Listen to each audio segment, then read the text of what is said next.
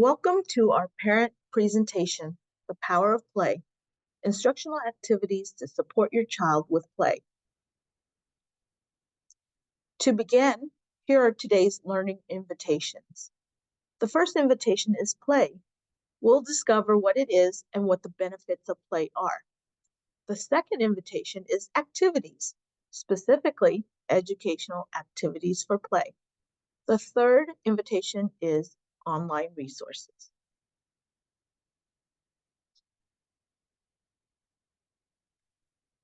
In this invitation, we'll begin with an activity. Then we will explore what is play and why is play important. Take a moment to think about what types of activities you do with your child at home that does not include screen time. Some examples may be gardening, cooking, hiking, playing board games, reading, and exercise.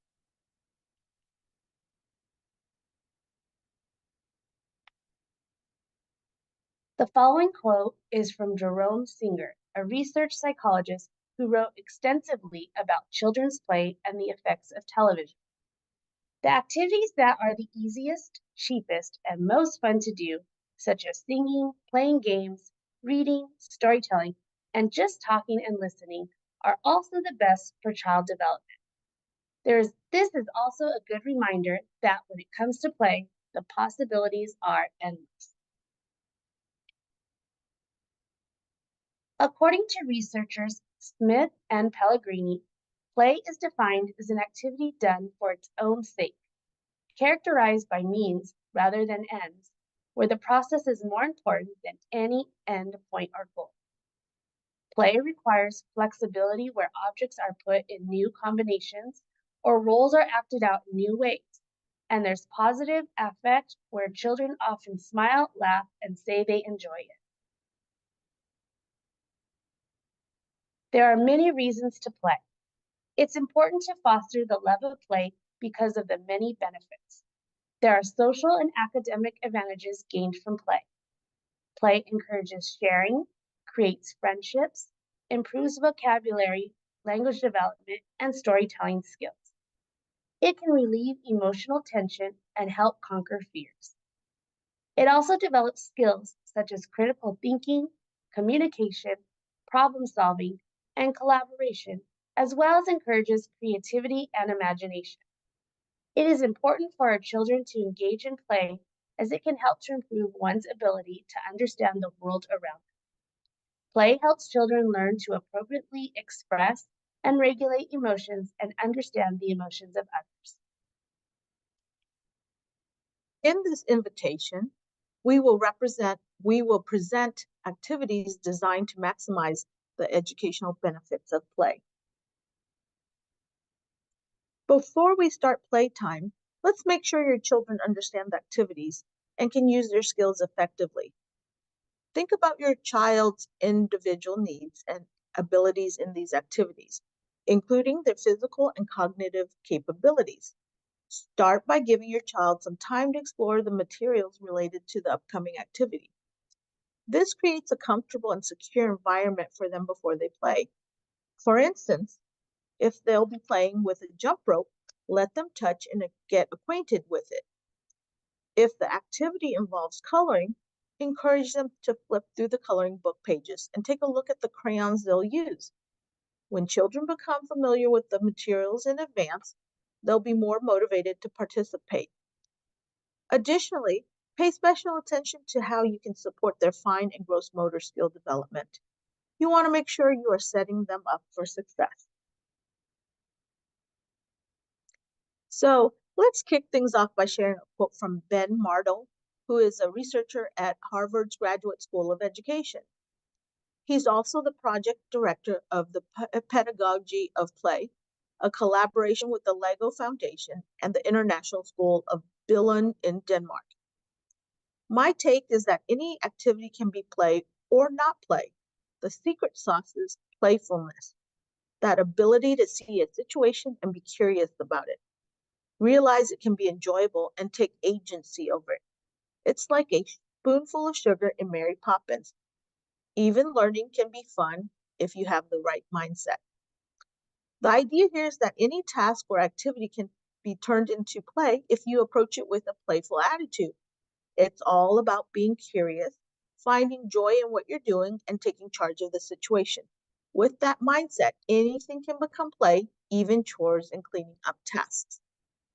Now, how can we apply Dr. Mardell's research to foster curiosity and spark creativity with our children at home?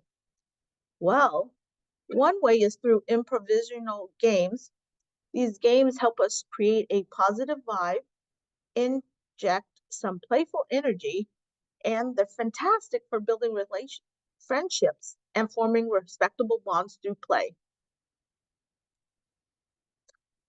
Here's an example of a game that's been improvised. It's called Last Word, First Word. In this game, the challenge is to listen to the entire sentence spoken by your partner before responding. Your partner should wait and listen to the last word of your sentence and then use it as the first word in their sentence. You can use a visual aid like a card, your hand, or a puppet to help students enhance their listening skills. When you say the last word in your sentence, raise the visual to help remember the last word, making it easier for your partner to use it as the first word in their response. This practice helps reduce anxiety and makes activity enjoyable for little ones and the shy ones. So to demonstrate how this game works, I'm going to need a partner. Hey, JC, would you like to play a game? It's called Last Word, First Word. Of course I do, Susan. How do we play? All right. We play by discussing a subject and taking turns. The first player talks and the second player needs to listen attentively, focusing on the last word of the first player's sentence. Then the second player must use that last word as the first word in their new sentence, and so on. Do you want to choose the subject? Sure. Let's talk about our favorite foods. Oh my goodness, I love food. I can talk about food all day. Okay, let's go. So, one of my favorite foods is pasta with lots of cheese. Cheese pizza is what I love to eat for dinner. Dinner sounds like something you and I can make together. And so this goes on and on till you want to stop. Thank you, JC. As you can see, the purpose of this activity is to emphasize the importance of listening for effective communication. Improvising games can help us to learn how to take small risks and experience a bit of failure in a safe environment, ultimately strengthening bonds through shared laughter. How often do we truly listen to others? Usually, it's just long enough to grasp their message before we start preparing our response, even before they finish speaking. This behavior is referred to as listening to respond rather than listening to understand. Many would agree that learning to listen in order to understand is crucial for effective communication. For this activity debrief, let's take a moment to pause and reflect, keeping your child in mind. Consider the following guiding questions. Why would this activity be challenging? What could you and your child learn through this activity? Can you imagine doing this activity with your child at home? One way to incorporate educational play at home is by using a deck of playing cards. Watch this video to get a better understanding of how using a simple deck of cards can have educational benefits.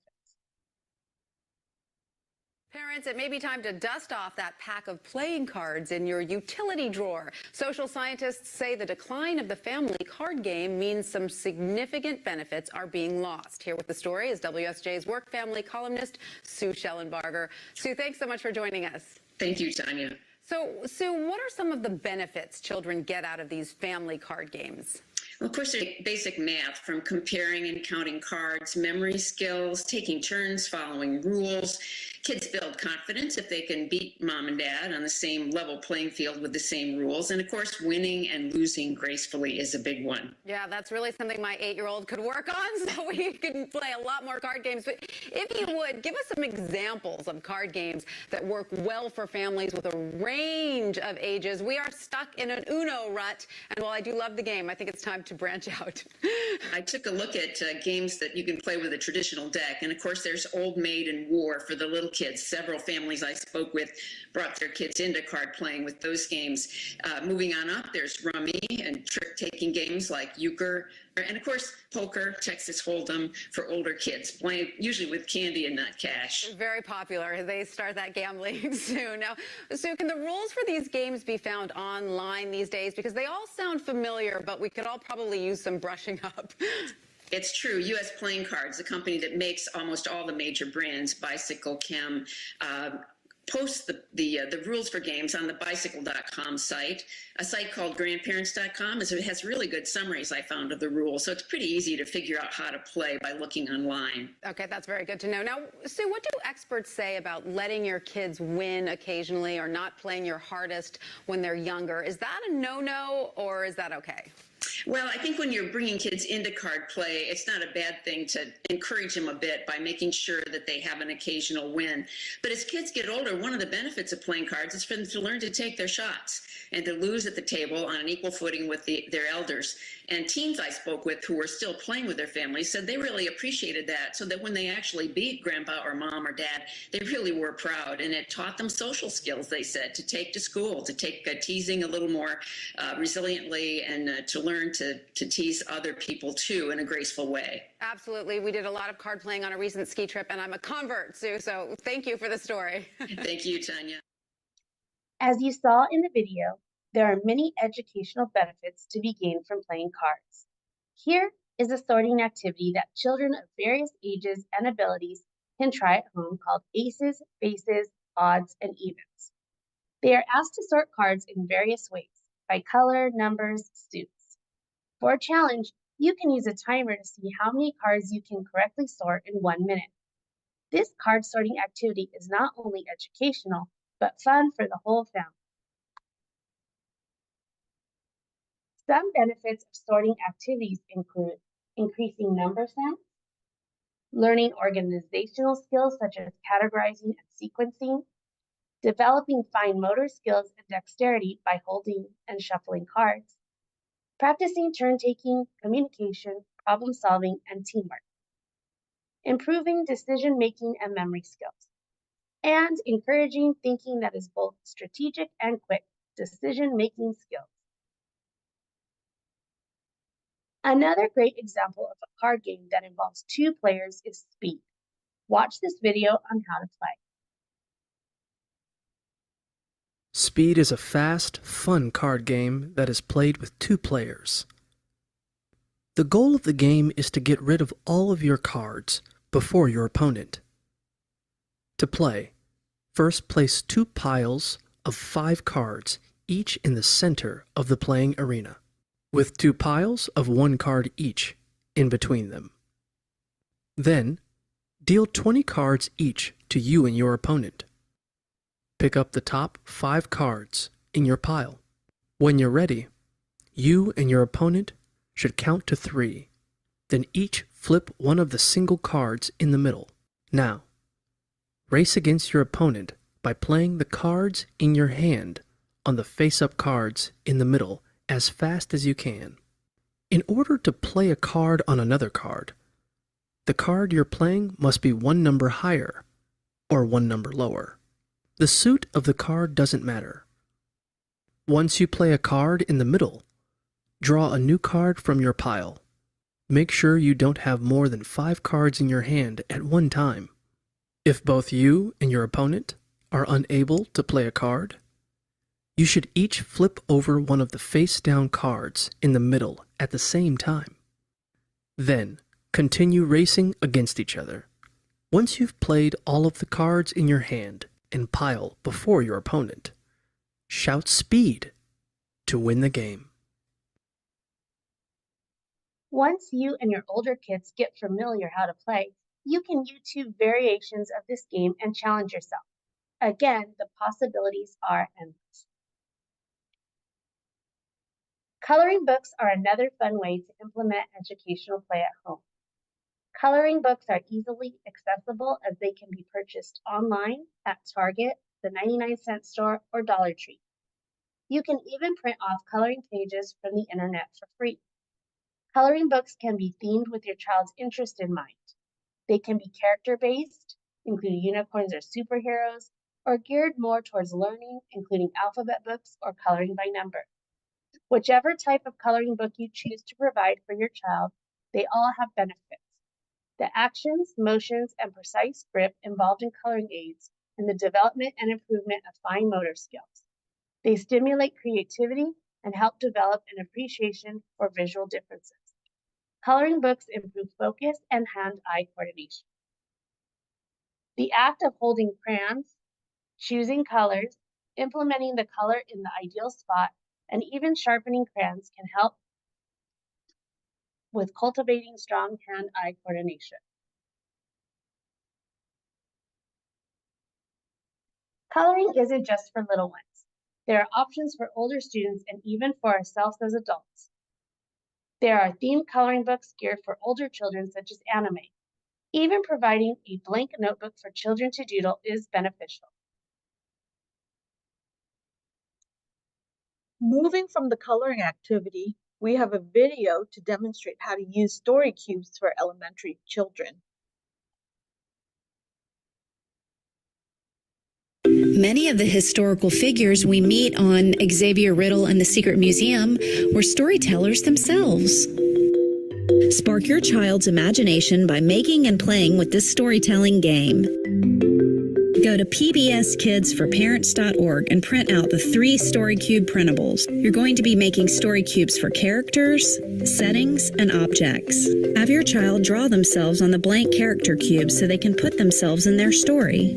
Fold the cube along the solid lines. Carefully form a cube by taping the pieces together. Now it's time to play. Roll each of the 3 dice so you end up with a character. Yay, it's Adina! Setting. Science lab! An object. Butterflies! Now you know what your story is going to be about. Combine what you rolled into your own creative story.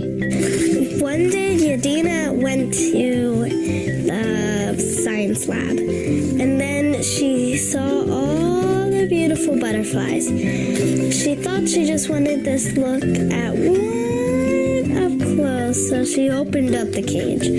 She let out all the butterflies. She tried to clean that up, but she couldn't. The science lab was a mess. The end. What will your story be? Find more ways to play at pbskidsforparents.org.